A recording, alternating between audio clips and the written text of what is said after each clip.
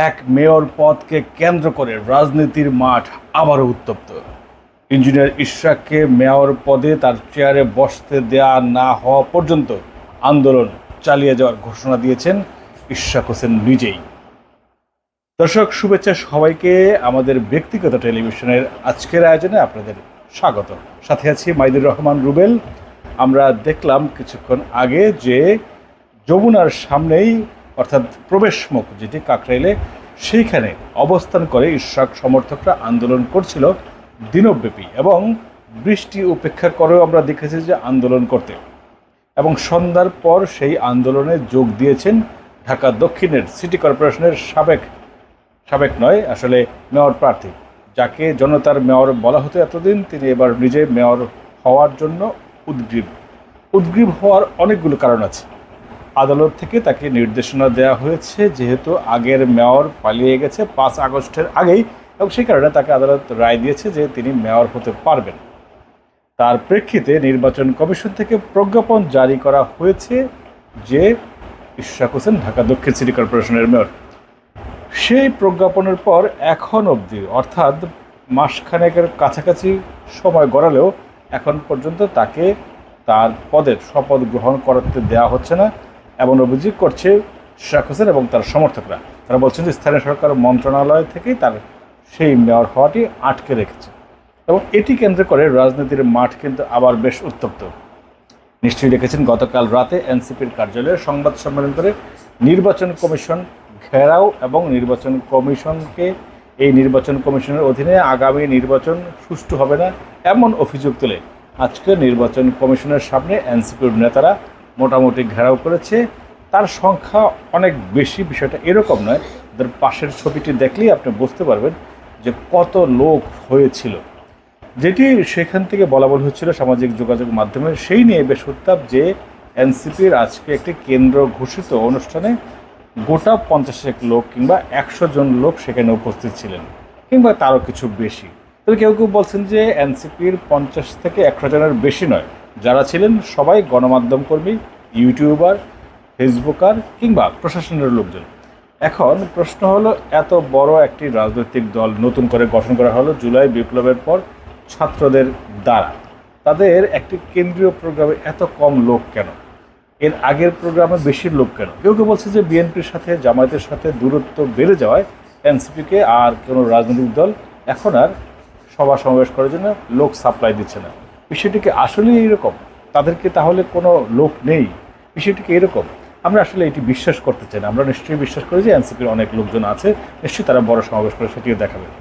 কিন্তু ইঞ্জিনিয়ার ইশরাকের যেই আন্দোলন তার সমর্থকদের, সেটি আমরা দেখেছি যে গত এক সপ্তাহ ধরে, টানা 1 সপ্তাহ ধরে ঢাকা দক্ষিণ সিটি কর্পোরেশনের সামনে আন্দোলন করছে। রোদে পড়ে বৃষ্টিতে ভিজে ইশরাক সমর্থকরা আন্দোলন করে আসছে, এবং সেই কারণে সিটি কর্পোরেশনের এলাকায় নগর ভবনে ঢুকতে পারছে না কেউ, বেরোতে পারছে না কেউ।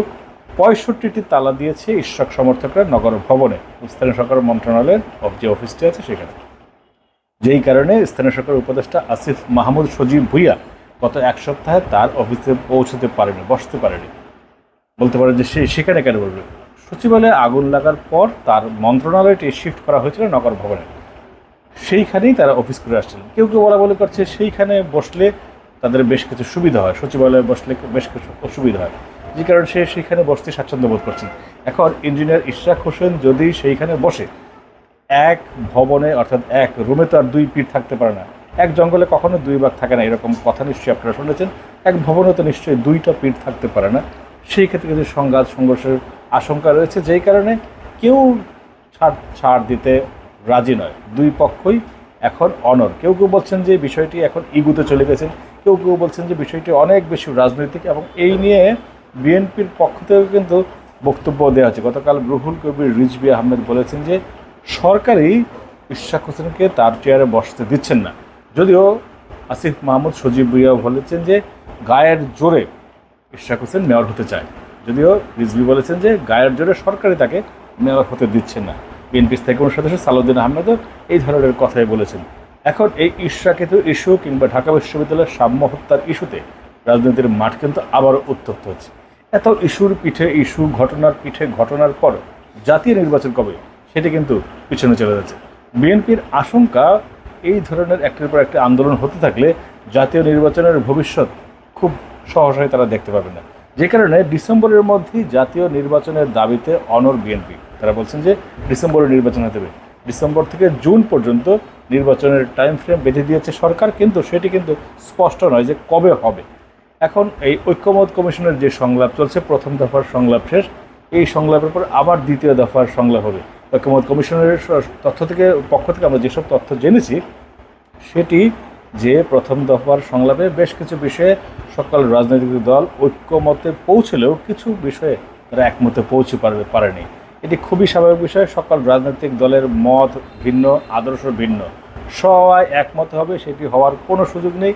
এটি কাটছাঁট করে সংস্কার করে নির্বাচন দিলে সবারই জন্যই ভালো। এবং নিশ্চয়ই দেখেন যে প্রতিদিন রাত যত বাড়ে গুঞ্জন তত বাড়ে, এটা হচ্ছে সেটা হচ্ছে, অনেক কিছুর খবরই কিন্তু কানে আসে।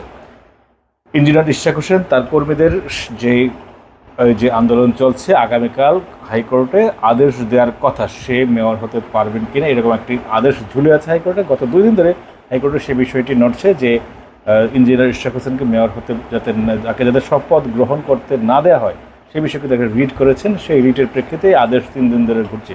ইশরাক হোসেন সন্ধ্যার পর তার সমর্থকদের তার ভালোবাসার কথা বলেছেন যে যতক্ষণ পর্যন্ত রায় ঘোষণা না হয় ততক্ষণ পর্যন্ত যমুনার সামনে তারা অবস্থান করবে, অর্থাৎ আজকের রাতটি তারা যমুনার সামনে অবস্থান করবেন।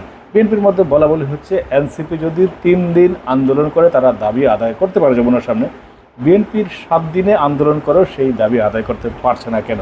এমন কেউ কেউ বলছেন যে বিএনপি না করে এনসিপি করলেই তো আন্দোলন বা তাদের দাবি দেওয়াটি খুব দ্রুত মানে বাস্তবায়ন সম্ভব। ইশরাক হোসেন কিন্তু তাই বলেছেন যে সরকারের নিরপেক্ষতা প্রমাণ করতে হলে সরকার থেকে 2 জন যে উপদেষ্টা আছেন, অর্থাৎ যে উপদেষ্টা আসিফ মাহমুদ সজীব ভুঁইয়া এবং মাহফুজ আলমকে অবিলম্বে পদত্যাগ করতে বলেছেন সরকারের নিরপেক্ষতা প্রমাণের জন্য। কী কারণে বলেছেন? এনসিপিতে যারা আছেন তাদের বন্ধুই আসিফ ভুঁইয়া এবং মাহফুজ আলম, এই কারণে তাদের পদত্যাগ করতে বলেছেন। ইশরাক হোসেন গতকাল আরও একটি কথা বলেছেন যে তার বাড়িতে গিয়েও যদিও শপথ পাঠ করানো হয় তবুও আর সে শপথ গ্রহণ করবে না। এবং এটি কিন্তু ইগুতেও চলে গেছে, বোঝা যাচ্ছে। তিনি বলেছেন যে তার বাড়িতে গিয়ে শপথ পড়ালেও সে আর শপথ গ্রহণ করবে না। সে 2 উপদেষ্টার পদত্যাগ দাবি করেছে। এদিকে এনসিপির যে নেতারা আজকে নির্বাচন কমিশনে গিয়েছিলেন, নাসিরউদ্দিন পাটোয়ারি সহ বেশ কয়েকজন, তারা বলেছেন যে সরকারের মধ্যে যেসব উপদেষ্টা আছেন 3 জন উপদেষ্টাকে তারা মিন করেছেন, 3 জন বা 4 জনকে, যারা বিএনপির, তারা বলছেন যে এরা বিএনপির লোক। তার মধ্যে আছেন আইন উপদেষ্টা আসিফ নজরুল, আছেন অর্থ উপদেষ্টা, এরকম 4 জনের কথা বলেছেন যে 4 জন বিএনপির লোক, মানে তারা বিএনপির পক্ষে নিশ্চয়ই কথা বলেছে, যেই কারণে তারা বিএনপির লোক দাবি করে তাদের পদত্যাগ দাবি করেছেন। এখন সেই পদত্যাগ করতে করতে নির্বাচন কবে হবে সেই বিষয়টি কিন্তু ঝুলেই আছে। এর মধ্যে বলেছেন যে এই নির্বাচন কমিশন বিএনপির পুরোটাই, যেই কারণে এই নির্বাচন কমিশনের পদত্যাগ দাবি করেছে এনসিপি। এই রাজনৈতিক উত্তেজনার মাঝে ইশরাকের যে দাবি, সেই দাবি কি বাস্তবায়ন হবে নাকি তার এই আন্দোলন জলে যাবে, তা দেখতে আমাদের অপেক্ষা করতে হবে আরও কিছু সময়। আগামীকাল হয়তো কিছু একটা বিষয় পরিষ্কার হতেও পারে, সেটি দেখার জন্য আমাদের অপেক্ষা করতে হবে আগামী দিন পর্যন্ত। আমাদের ভিডিওটি ভালো লাগলে শেয়ার করবেন বন্ধুদের সাথে। নতুন ভিডিও পেতে চাইলে ফেসবুকে ফলো বাটনে ক্লিক করুন এবং ইউটিউবে সাবস্ক্রাইব করে পাশে থাকুন। ধন্যবাদ সবাইকে, শুভরাত্রি।